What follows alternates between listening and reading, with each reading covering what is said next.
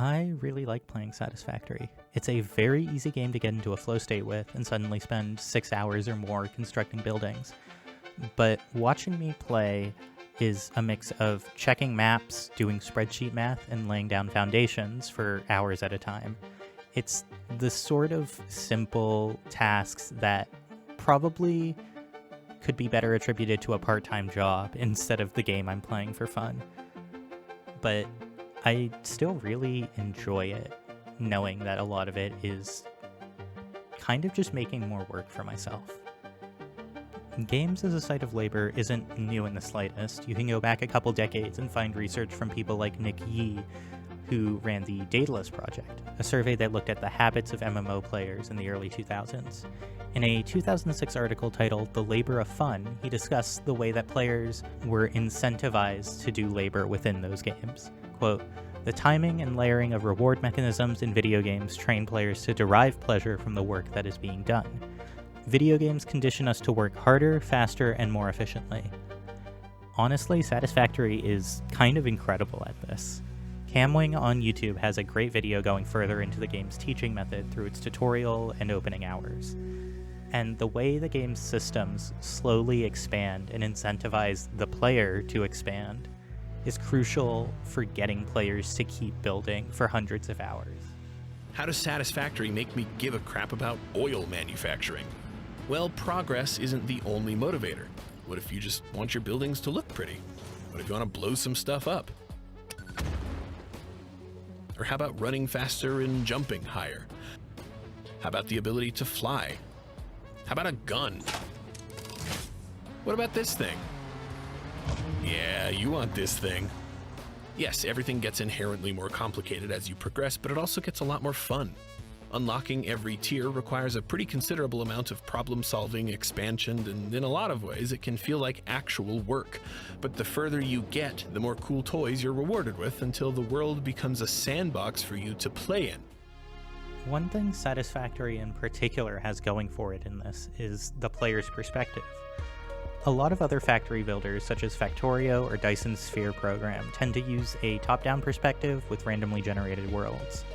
But Satisfactory is first-person 3D, and on a specifically hand-designed world without procedural generation.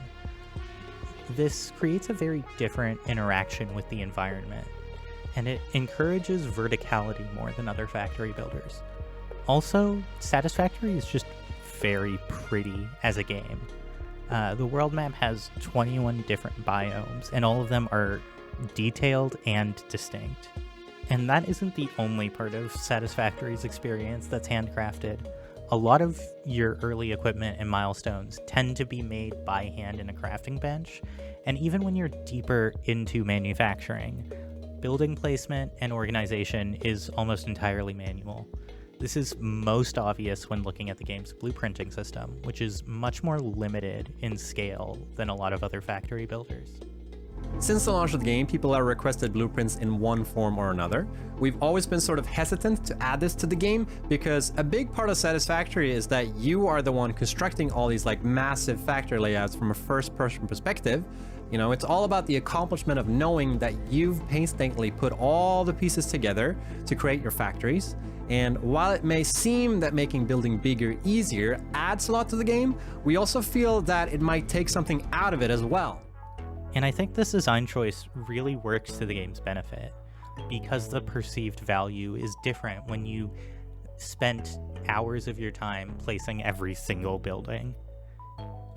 But as much as I really love Satisfactory's gameplay, I am equally frustrated with its story.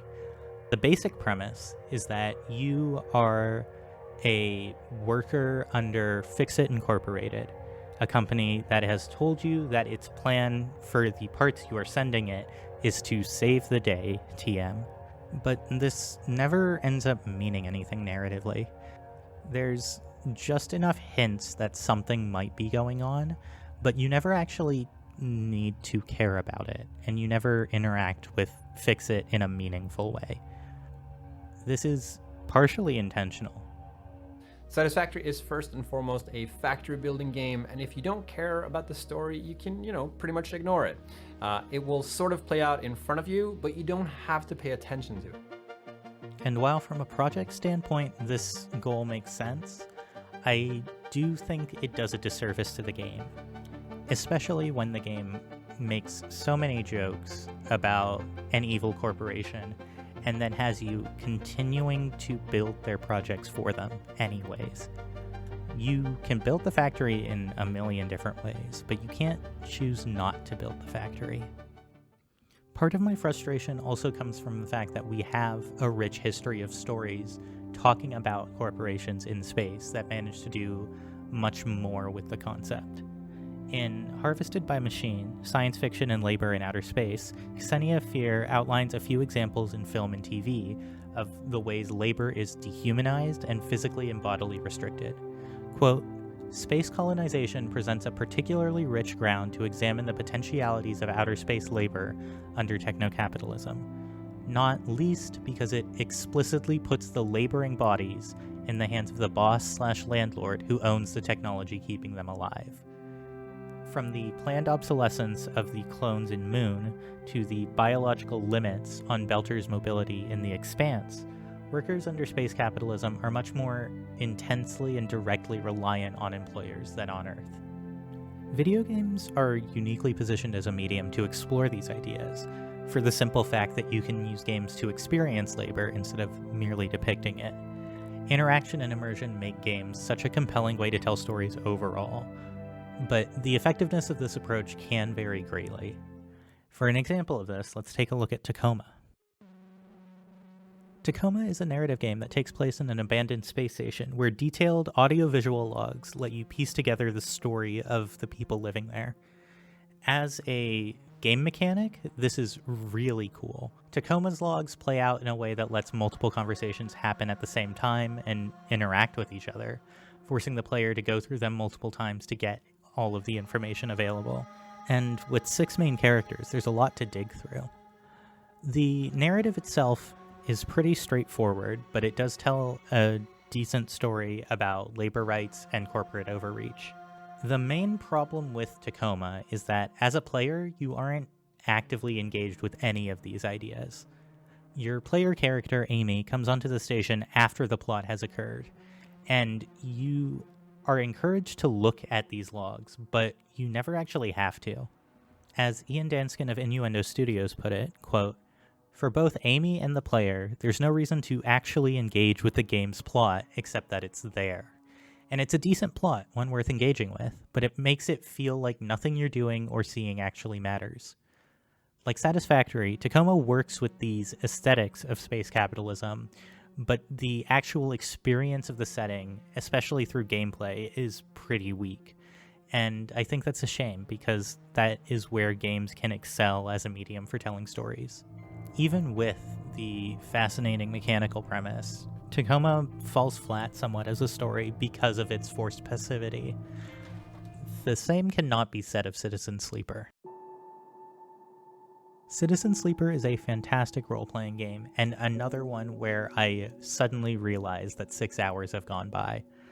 In the game, you play as a sleeper, an android made using someone's brain and designed to do slave labor to work off their debt for them.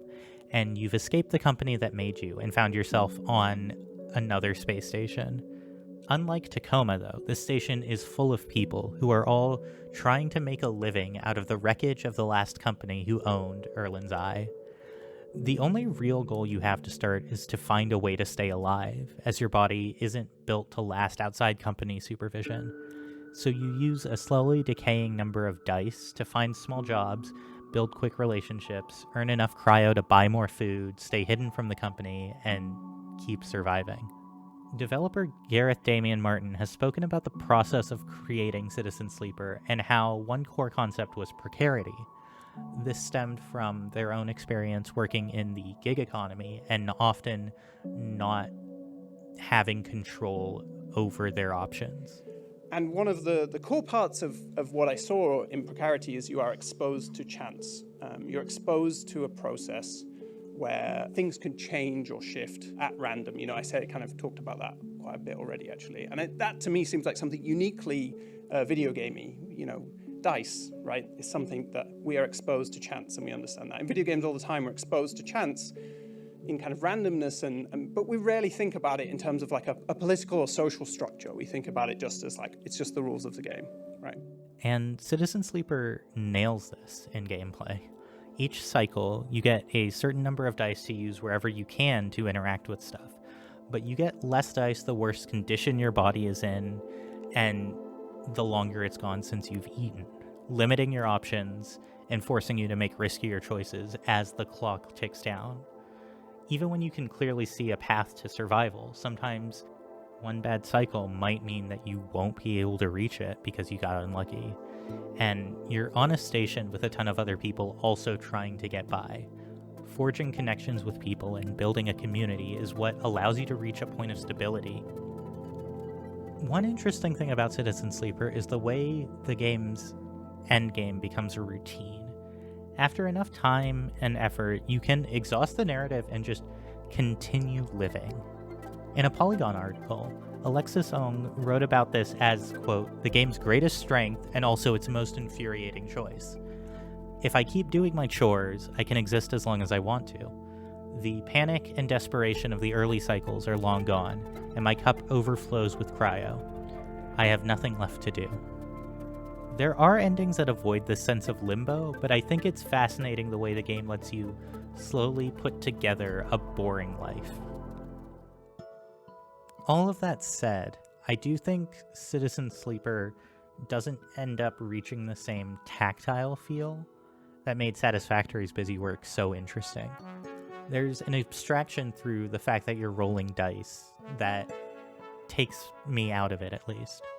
You aren't personally putting a ship back together, you're reading text about your character doing it.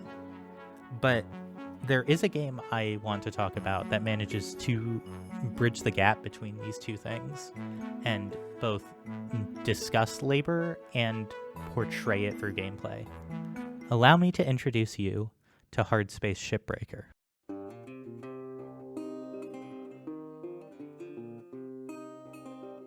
Hard Space Shipbreaker is a game where you take apart spaceships for salvage, and it is not subtle where its sympathies lie on labor issues.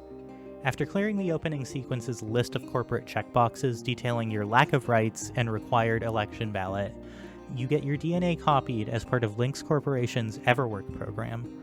This allows the company to print out another version of you in the case of an incident occurring while shipbreaking. Of course, this initial scan also kills your original body, so the spare that is printed out is explicitly the company's property.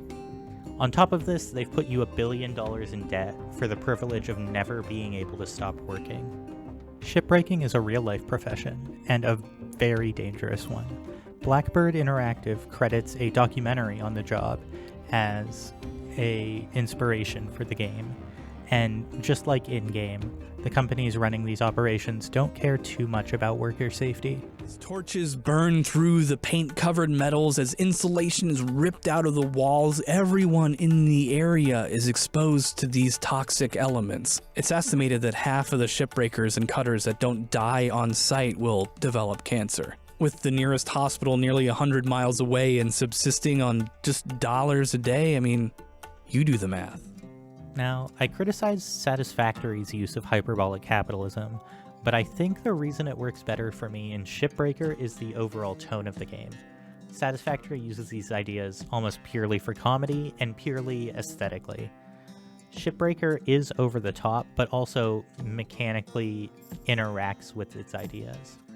For example, you have to buy oxygen and thruster fuel at the company's store, but it doesn't give you a quippy one-liner about it. It merely presents the idea. And you can't exactly not keep buying oxygen from them, thus putting yourself continually further in debt. There's a lot in the small details of this game that really add to this presentation. The twangy soundtrack and accents and voice clips bring to mind a history of emptied mining towns and abandoned steel mills that led to Lynx. This difference in tone shows through in the direct gameplay itself. Take a look at the death animations in each game. In Satisfactory, you get a third-person camera watching your body ragdoll, and you immediately get a prompt to respawn at your base. Death is a setback in the game, but it isn't particularly meaningful. In fact, you can even respawn from the menu. In Shipbreaker, on the other hand,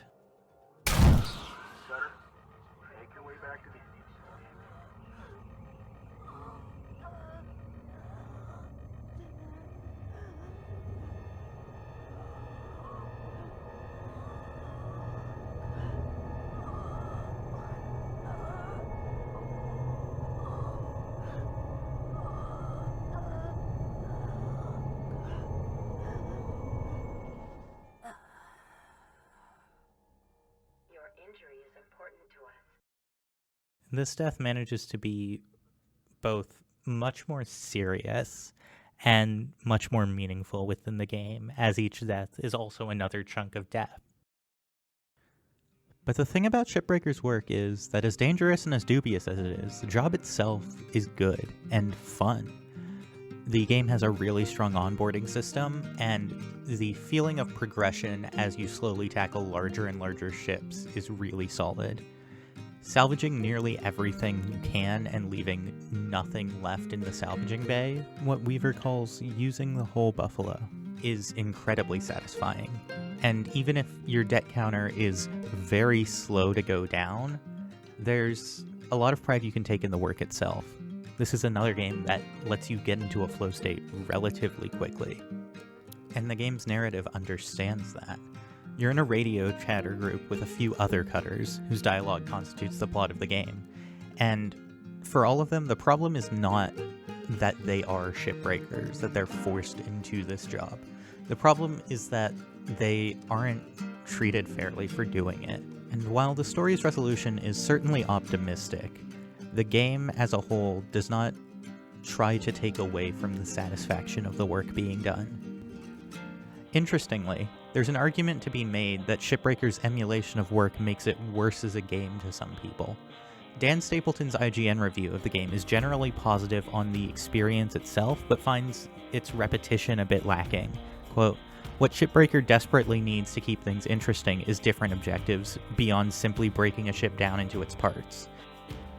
And a lot of complaints on various online forums have to do with the game's cutscenes, calling them a needless distraction from gameplay. I understand this perspective, but I think it misrepresents the intentional design choices of the game, and frankly is a bit childish in its unwillingness to treat games media as more than entertainment. But I think it also shows just how well Shipbreaker represents labor and how games can create this kind of experience. To be clear, I don't think Satisfactory is a bad game, but I do think it's important to recognize the ways that media can tell stories and when it fails to do so. And while we do not live in the ruins of interplanetary capitalism, there are already corporations trying to create such a system. And I'd like to envision a future where we treat people better than the sleepers and shipbreakers we play as.